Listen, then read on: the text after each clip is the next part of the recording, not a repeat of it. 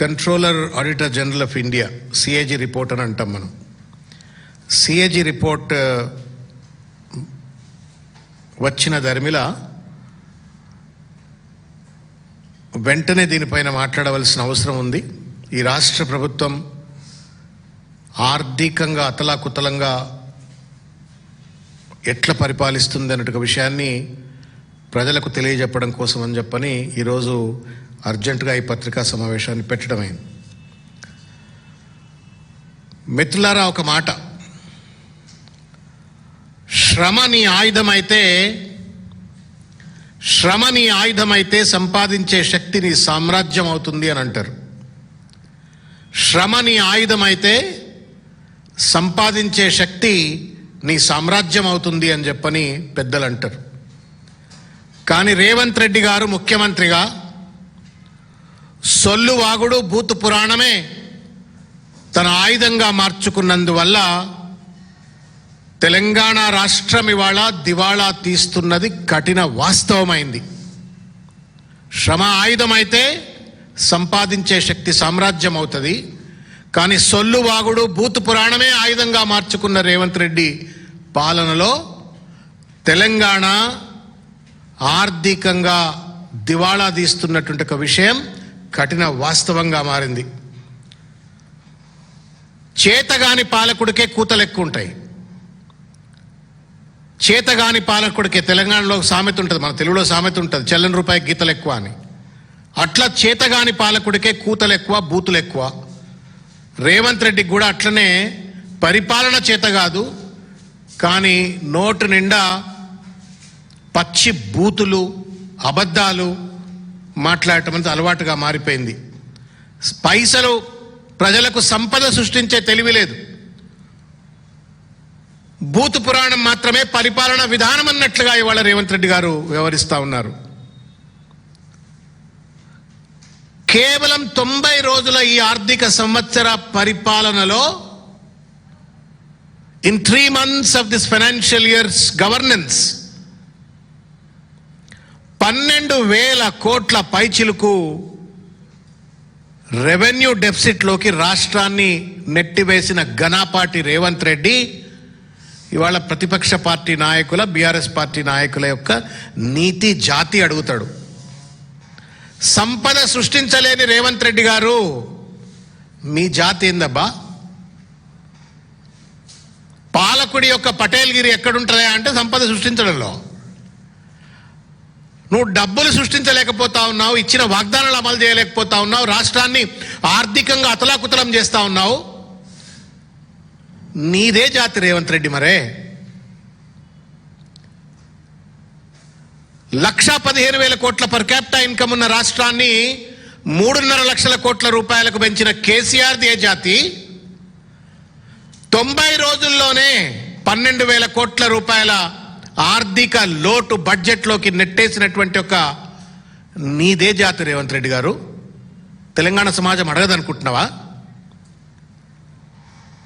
ఆదాయాన్ని పెంచే, శ్రమ చేసే తెలివి లేదు, రాష్ట్రాన్ని కాపాడే శక్తి లేదు. ఇవాళ ఈ మాటలన్నీ నేను అంటలేదు, ఈ మాటలన్నీ సిఏజీ రిపోర్ట్ చెప్తా ఉంది. ఫస్ట్ క్వార్టర్ ఆఫ్ 26-27 2026-27 సంవత్సరానికి సంబంధించిన మొట్టమొదటి quarter CAG report, audit report ఏం చెప్తా ఉంది అంటే, రేవంత్ రెడ్డి సొల్లు వాగుడు భూతు పురాణం వల్ల ఆర్థికంగా రాష్ట్రం అతలాకుతలమైంది అని చెప్పని చెప్పకనే చెంపపెట్టు పెట్టినట్లుగా సిఏజీ రిపోర్ట్ చెప్పింది. నేను తెలంగాణ ప్రజలందరికీ విజ్ఞప్తి చేస్తా ఉన్నాను, he's playing with our lifes.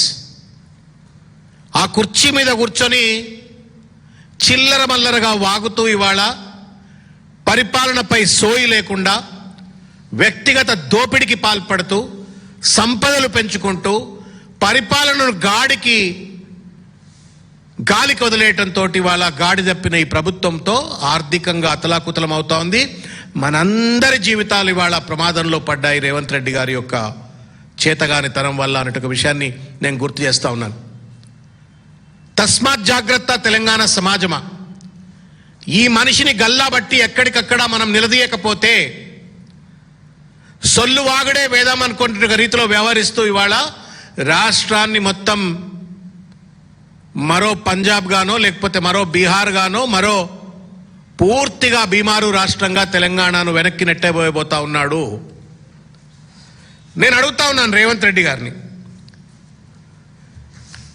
ఎట్లా రాష్ట్రం ఆర్థికంగా ఎట్లా అధోగతి పాలవుతుంది, వ్యక్తిగతంగా మీ ఆస్తులు ఎట్లా పెరుగుతాయండి? రేవంత్ రెడ్డి గారి ఆస్తులు ఎట్లా పెరుగుతాయి, పొంగులేటి శ్రీనివాసరెడ్డి గారి ఆస్తులు ఎట్లా పెరుగుతాయి, ఒక్కో మంత్రి ఆస్తులు ఎట్లా పెరుగుతాయి, ప్రభుత్వ ఆస్తులు ఎందుకు తగ్గుతున్నాయి చెప్పండి. మీకేమైనా మేము తక్కువ ఇచ్చినామా? ముఖ్యమంత్రి కుర్చీ ఇచ్చినాం, సెక్యూరిటీ ఇచ్చినాం, సెక్రటేరియట్ ఇచ్చినాం, ఉండడానికి ఒక జూబ్లీహిల్స్ ప్యాలెస్ ఇచ్చినాం, మళ్ళీ ఇంకో జూబ్లీహిల్స్ ప్యాలెస్ కట్టుకోవడానికి నిధులు ఇచ్చినాం. ఇంత పెద్ద అట్టహాసము ఐఏఎస్ ఆఫీసర్లు, పోలీస్ ఆఫీసర్లు, మొత్తం మంత్రాంగం అంతా నీ చేతిలో పెడితే నువ్వు సాధిస్తుంది ఏంది రేవంత్ రెడ్డి? వ్యక్తిగత ఆస్తులు పెంచుకుంటావు, రాష్ట్ర సంపద తగ్గిస్తావా? ఇది నమ్మక ద్రోహం కాదా? ఇది బ్రీచ్ ఆఫ్ ట్రస్ట్ కాదా అని చెప్పి నేను అడుగుతా ఉన్నాను. ఇవాళ సంఖ్యల్లోకి వచ్చినట్లయితే మిత్రులారా, ఎంత మోసపూరితమైన బడ్జెట్ను 2026-27 నాడు ప్రవేశపెట్టినరు. మేము హరీష్ రావు గారు, కేటీఆర్ గారు అసెంబ్లీలో, తర్వాత శాసన మండలిలో మేము నెత్తి మీద నోరు పెట్టుకొని మొత్తుకున్నాం. ఈ బడ్జెట్ అంతా బోగస్ బడ్జెట్, ఇది మిస్లీడింగ్ బడ్జెట్, మ్యానిపులేటివ్ బడ్జెట్ అని చెప్పినట్టే సిఏజీ చెప్పింది. ఇవాళ నేను మీకు అప్పీల్ చేస్తా ఉన్నా, తెలంగాణ సమాజానికి, మీడియా మిత్రులకు, దయచేసి ఈ బోగస్ను ఎక్స్పోజ్ చేయండి. Please ensure that it reaches to the masses. ఎందుకంటే తెలంగాణకు జరిగే నష్టంలో, తెలంగాణ ప్రజలకు వచ్చే కష్టంలో మనము భాగస్వాములమే, మన పిల్లలు భాగస్వాములే, మన తరతరాలు భాగస్వాములే. ఏం చెప్పిండు? నేను ఒక మాట చెప్తాను. 6,857 కోట్ల రూపాయల రెవెన్యూ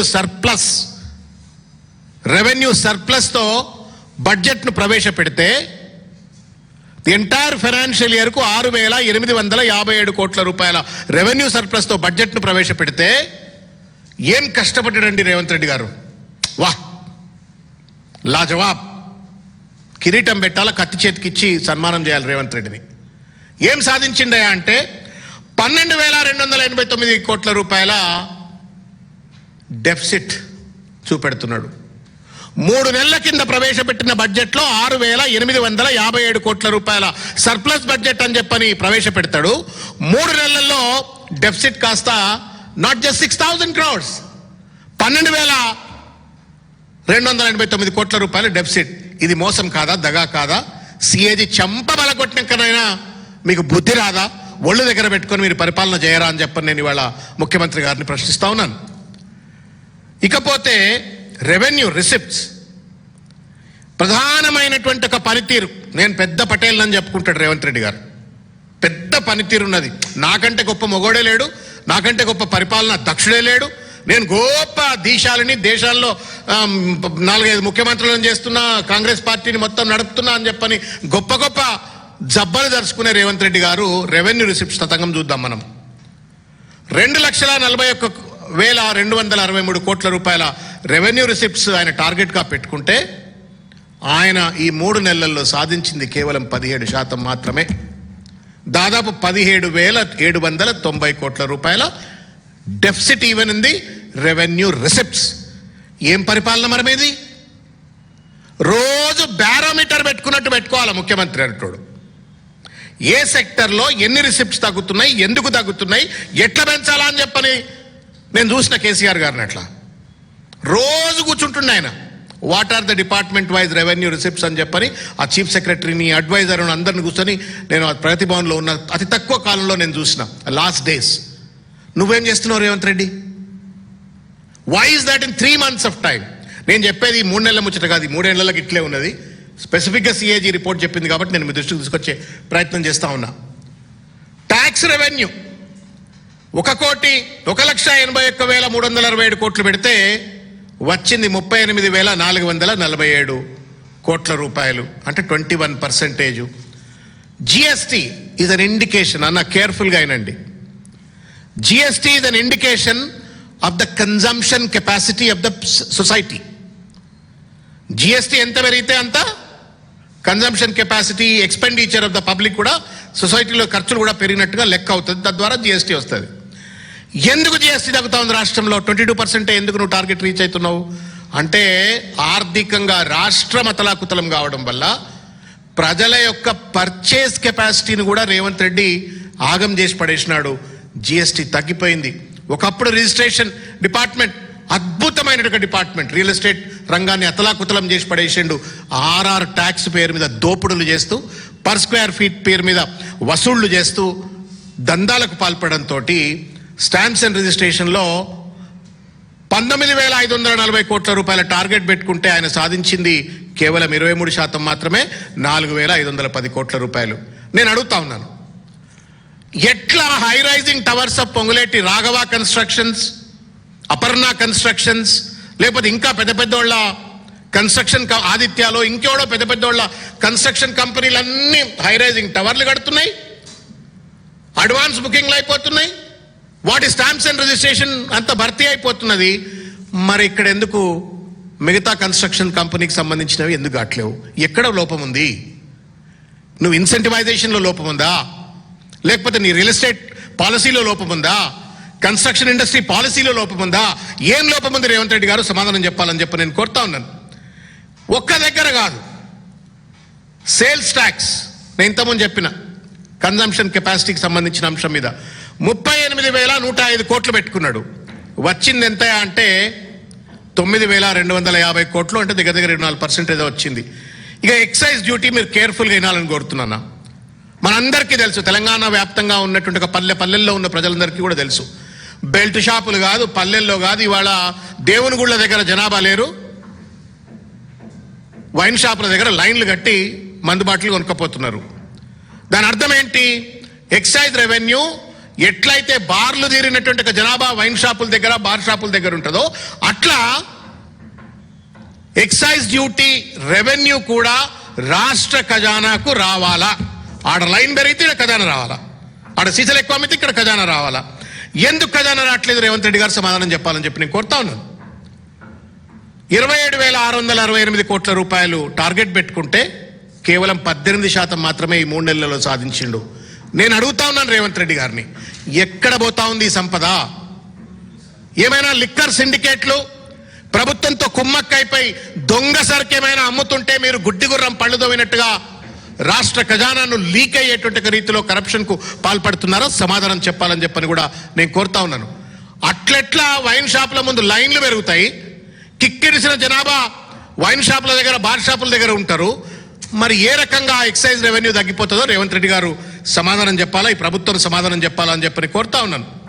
నేను ఇకపోతే నాన్ ట్యాక్స్ రెవెన్యూ కూడా చూడండి. ఈ తమాషా 35,730 కోట్ల రూపాయల టార్గెట్ పెట్టుకుంటే మీకు కాగితం కూడా ఇచ్చిన, ఒకసారి చూడండి. దాంట్లో ఇవాళ ఈ 3 నెలల్లో రియలైజ్ అయింది 7.55% మాత్రమే. మీరు చూసిండ్రు, కాళేశ్వరం దగ్గర కూడా కిలోమీటర్ల కొద్ది లారీలు పెట్టి ఇసుక దొబ్బకపోతా ఉన్నారు గోదావరి నదిలో. మనం చూసినాం ఈ లాస్ట్ 3 monthsలో కిలోమీటర్ల కొద్ది లారీలను లైన్లో నిలబెట్టి ఇసుక దోసుకుపోయినరు. ఎక్కడ పోతుంది ఈ సంపద అంతా? Non tax revenue essentially falls into sand, mining అంతా కూడా ఇంట్లోనే రావాలా. ఎవడు దొబ్బక తింటున్నాడు ఈ పైసలన్నీ? ఎక్కడ లీకేజ్ అవుతున్నాయి? ఏ దోపిడీ వ్యవస్థ ఇవాళ రాష్ట్రం యొక్క ఖజానాను గాది కింద పందికొక్కు లెక్క దోచుక తింటున్నారో సమాధానం చెప్పాలని చెప్పని నేను కోరుతా ఉన్నాను. ఇంకొక విషయం, గ్రాంట్ ఇన్ ఎయిడ్ కాంట్రిబ్యూషన్స్ గురించి నేను చెప్పదలుచుకున్నాను. దయచేసి పేషెంట్గా వినాలని కోరుతున్నా. 24,166 కోట్ల రూపాయలు టార్గెట్ పెట్టుకున్నాడు grant in aid, which essentially comes from the government of India. బడే బాయ్ చోటే బాయ్, అమిత్ షా మా అన్న, మోడీ నా పెద్దన్న, కేసీఆర్ గారు కేంద్రంతో సరి అయిన సయోధ్య నడపలేదు, నేను బాగా రిలేషన్ పెట్టుకుంటున్నా అన్నాడు. 75 సార్లు ఢిల్లీకి పోయిండు. బడే బాయ్ చోటే బాయ్ సంబంధం నేర్పుతాడు, కాంగ్రెస్ సిద్ధాంతాలకు వ్యతిరేకంగా బీజేపీతో సత్సంబంధాలు నేర్పుతాడు. 78 సార్లు ఢిల్లీకి పోయిన రేవంత్ రెడ్డి గారు సాధించినటువంటి ఒక గ్రాంట్ ఇన్ ఎయిడ్ కాంట్రిబ్యూషన్స్ ఎంతయా అంటే 5.7%. ఇది నీ పటేల్గిరి సార్, ఇది నీ పైరవికార్తనానికి నిదర్శనం. ఇది 78 సార్లు ఢిల్లీకి పోతే నువ్వు కేంద్ర ప్రభుత్వాన్ని ఒప్పించి పట్టుకొస్తున్న నిధుల యొక్క వాల్యూమ్ ఇది. దీన్ని తెలంగాణ సమాజాన్ని తప్పనిసరిగా జవాబు చెప్పాలని చెప్పి నేను రేవంత్ రెడ్డి గారికి విజ్ఞప్తి చేస్తా ఉన్నాను. You have no right, you have a right to maybe abuse. సరే, సమాజం ఎప్పుడు టైం చెప్పాలనో ఎప్పుడు సమాధానం చెప్పాలో అప్పుడు చెప్తుంది. But you can't financially destroy a state. ఒకసారి రాష్ట్రం అతలాకుతలం అయితే పగిలిపోయిన గాజు ముక్క లాంటిది. మళ్ళీ దాన్ని అతిపెట్టాలంటే కష్టం. కష్టపడి కేసీఆర్ గారు 9 సంవత్సరాల కాలం ఒక ఋషి వల్లే, ఒక సైనికుడి లెక్క ఆయన కష్టపడి రాష్ట్రాన్ని ఆర్థికంగా నిలబెడితే ఈ రకంగా ఆర్థికంగా అతలాకుతలం చేయటం న్యాయమా రేవంత్ రెడ్డి గారు అని చెప్పని నేను ప్రశ్నిస్తా ఉన్నాను. ఇకపోతే అన్న, ఇది మీరు చాలా కేర్ఫుల్గా వినవలసిన పరిస్థితి. ఎక్స్పెండిచర్ ఆన్ ఇంట్రెస్ట్ పేమెంట్ ఏమన్నాడు మీరు? ఈ 3 సంవత్సరాల కాలంలో రేవంత్ రెడ్డి మాట్లాడుతున్న ప్రతిసారి కూడా నేను 10,000 కోట్ల ఇంట్రెస్ట్ కడుతున్నా, నెలకు 20,000 కోట్ల రూపాయలు ఇంట్రెస్ట్ కడుతున్నా అని చెప్పిండా అన్న? ఆయన పెట్టుకున్న టార్గెట్ ఎంతయా అంటే ఇంట్రెస్ట్ పేమెంట్కు పర్ ఇయర్ 21,304 కోట్లు. ఆయన ఇంతవరకు కట్టింది ఎంతయా అంటే 7,778 కోట్లు, అంటే కేవలం 1,900 కోట్ల రూపాయలు. ఇది కూడా ఎక్కువనే కట్టి దీన్ని ఏం చెప్తాడంటే నేను 10,000 కోట్లు. అదేంటంటే కేసీఆర్ గారు 8,000 కోట్ల రూపాయల అప్పు చేసిండు అని చెప్పని. వాస్తవానికి సిఏజీ చెప్పింది ఏంది? 3.5 లక్షల కోట్లు మాత్రమే గత ప్రభుత్వం అప్పు చేసింది. ఈ ప్రభుత్వం 4 లక్షల కోట్ల అప్పు చేసింది. అవి ఇవి కలిపి నేను 1944 గడుతున్నాడు. ఏమనంటే కేసీఆర్ మీద బట్టగాల్చి మీదేస్తాడు. ఇది ఎట్లా న్యాయం అని చెప్పని అడుగుతా ఉన్నాను నేను కేసీఆర్ గారు, రేవంత్ రెడ్డి గారిని. ఇక సోషల్ సెక్టర్లో డెఫిసిట్ ఉన్నది. 1,25,254 కోట్లు వెల్ఫేర్ సెక్టర్లో ఖర్చు పెడతా అంటే దాంట్లో డిప్పే, కేవలం 20% మాత్రమే ఖర్చు పెట్టిండు. తర్వాత క్యాపిటల్ ఎక్స్పెండిచర్ మొత్తం నాశనం చేసినాడు సార్. క్యాపిటల్ ఎక్స్పెండిచర్ అంతా సర్వనాశనం చేసినాడు. కొత్త సంపద సృష్టించేటువంటి ఎక్కడా కూడా ఖర్చు పెడుతున్నట్టుగా దాఖలాలు కనబడతలేవు. వెరచి ఏం జరిగిందా ఈ రాష్ట్రంలో అంటే financial deficit in ఖాయా Piya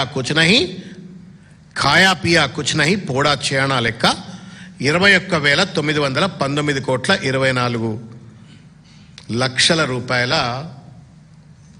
fiscal deficit.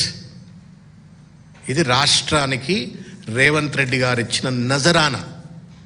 తాడే కదా అని చెప్పని మెడకేసుకుంటే పామై కరుస్తూ తన చేతగానితనాన్ని, తన పరిపాలన దక్షత లేనటువంటి ఒక సన్నాసితనాన్ని కప్పిపుచ్చుకోవడం కోసం బూతు సొల్లు వాగుడు అనేటువంటి ఒక కవచకుండలాలు తొడుక్కొని ఇష్టం వచ్చినట్లు ప్రజలను మభ్యపెట్టే రీతిలో ప్రతిపక్షాన్ని దూషిస్తూ ఆయన చేస్తున్న పరిపాలన గొప్పతనం వల్ల రాష్ట్రం ఈ ఫైనాన్షియల్ ఇయర్లో 3 నెలల్లో 21,919 కోట్లు. ఇదే లెక్కన అన్న 1,00,000 కోట్ల రెవెన్యూ డెఫిసిట్ అవుతుంది end of the financial year. ఎవరు జవాబుదారీ? ఎవరిని మనం గల్లాలు బట్టి నిలదీయాలా? ఎవరిది ఏ జాతి అని చెప్పని తెలంగాణ సమాజం ప్రశ్నించాలా? ఈ ప్రభుత్వం సమాధానం చెప్పాలని చెప్పి నేను కోరుతున్నా. సొల్లు వాగుడుతో సంపద రాదు, బూతుతో ఖజానా నిండదు. ఒళ్ళు దగ్గర పెట్టుకొని పరిపాలన చేయాలా, బాధ్యతతో పరిపాలన చేయాలా. ప్రతి డిపార్ట్మెంటును 24 గంటలు కంటికి రెప్పలా కాపాడుకుంటూ మానిటర్ చేయాలా, రివ్యూ చేయాలా. యథా రాజా తదా ప్రజా అన్నట్టుగా రేవంత్ రెడ్డి గారి యొక్క దుర్మార్గమైనటువంటి అవినీతి దుర్మార్గమైన పాలనలో మంత్రులు, ఎమ్మెల్యేలు గాథ కింద పందికొక్కు లెక్క దోచుకు తింటుంటే మేమేం తక్కువ తిన్నామా అని చెప్పని వాళ్ళ bureaucracy is also completely corrupt. చిన్న పర్మిషన్కి పోతే ఐఏఎస్ ఆఫీసర్లు లేకపోతే చిన్న కింద అధికారులు దోచుకు తింటా ఉన్నారు. ఎవడబ్బ సొమ్మని చెప్పని వాళ్ళు దోచుకు తింటున్నారు. నీకు అధికారం కట్టబెడితే బూతు భాష కోసమే అధికారం కట్టబెట్టినట్టు నువ్వు ఇవాళ బూతు భాష మాట్లాడుతూ పరిపాలనను గాడి తప్పినట్టుగా పనిచేస్తే ఎంతవరకు న్యాయము అని చెప్పి నేను అడుగుతా ఉన్నాను రేవంత్ రెడ్డి గారిని. నువ్వు చెప్పయా, ఇది నీ వాగ్దానాల పట్టిక. ఇంత పెద్ద ఎత్తున ఆర్థికంగా నువ్వు అతలాకుతలం చేస్తా ఉన్నావు రాష్ట్రాన్ని. ఈ నిజాలు బయటికి రాకుండా, ఈ వాస్తవాలు ప్రజల్లో చర్చ లేకుండా నువ్వు ఎట్లా ఈ వాగ్దానాన్ని అమలు చేస్తావో దయచేసి సమాధానం చెప్పమని నేను కోరుతా ఉన్నాను. 420 ప్రామిసెస్ యూ మేడ్. ఈ 420 వాగ్దానాలు అమలు చేయమంటే నేను అమలు చేయడానికి బూతులు ఇస్తా అంటున్నావు, సొల్లు వాగుడు ఇస్తా అంటున్నావు, పోలీస్ కేసులు ఇస్తా అంటున్నావు. ఇది ఎట్లా న్యాయం అవుతుంది? విద్యారంగం 15% బడ్జెట్ ఇస్తా అన్నాడు. నాట్ ఈవెన్ 5% ఈ స్పెండింగ్. హెల్త్ సెక్టర్కి 8% బడ్జెట్ ఇస్తా అన్నాడు. అది సరిగ్గా కేటాయించట్లేదు. ఫీ రియంబర్స్మెంట్ పథకాన్ని 10,000 కోట్ల రూపాయలు ఇప్పటికీ బాకీ ఉన్నాయి. ఎట్లా తీరుస్తాడో లెక్కే లేదు, పత్రం లేదు. ఆరోగ్యశ్రీ బకాయిలు లేకపోతే హాస్పిటల్ స్ట్రైక్ చేస్తే ఇవాళ ఆరోగ్యశ్రీ కార్డు ఉన్నటువంటి వాడు ఆత్మహత్యల పాలు చేసుకునే పరిస్థితి ఏర్పడ్డది, హాస్పిటల్లో చనిపోయే పరిస్థితి ఏర్పడ్డది.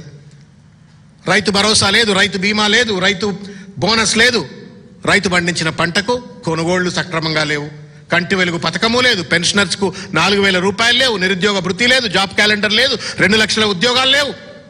ఆఖరికి కేసీఆర్ గారు మానవత్వంతో ఇచ్చిన బాలింతలకు ఇచ్చే కేసీఆర్ కిట్టు లేదు. ఇవన్నీ చేయకుండా 3 నెలల 22,000 కోట్ల రూపాయల డెఫిసిట్, ఫిస్కల్ డెఫిసిట్ ఉన్న రాష్ట్రం ఫ్యూచర్ సిటీ కడతారట. మనం పేపర్లలో ఫ్రంట్ పేజ్ న్యూస్ వేద్దాం. ఫ్యూచర్ సిటీ అనగానే front page news, Musi project revival అనగానే front page news. Metro rail taken over by the state government. వా, 12,000 కోట్ల రూపాయలు అప్పు పెట్టిండు. ఎవడు కట్టాలా, ఎట్లా కట్టాలా? స్లోగనీరింగ్ కోసం రేవంత్ రెడ్డి ముఖ్యమంత్రి అయిందా, లేదు కన్స్ట్రక్టివ్ గవర్నెన్స్ కోసం రేవంత్ రెడ్డి ముఖ్యమంత్రి అయిందా? ఈ కాంగ్రెస్ ప్రభుత్వం అధికారంలోకి వచ్చిందా? సమాధానం చెప్పాలని చెప్పి నేను కోరుతా ఉన్నాను. కాబట్టి ఇట్లా మోసం చేయటం నమ్మక ద్రోహం, దగా, నయవంచన. కాబట్టి నేను తెలంగాణ సమాజానికి నేను విజ్ఞప్తి చేస్తా ఉన్నా, బూతు మాటల ఒరవడిలో మనం కొట్టుకపోవద్దు. ఈ బూతు పంచాంగానికి చరమగీతం పాడాలంటే, రాష్ట్రం మళ్ళా ఆర్థికంగా మళ్ళా ఒక గాడి తప్పకుండా ఉండాలంటే వీళ్ళని ఎక్కడ పడితే అక్కడ గల్లలు బట్టి నిలదీయాలని చెప్పి నేను కోరుతాను.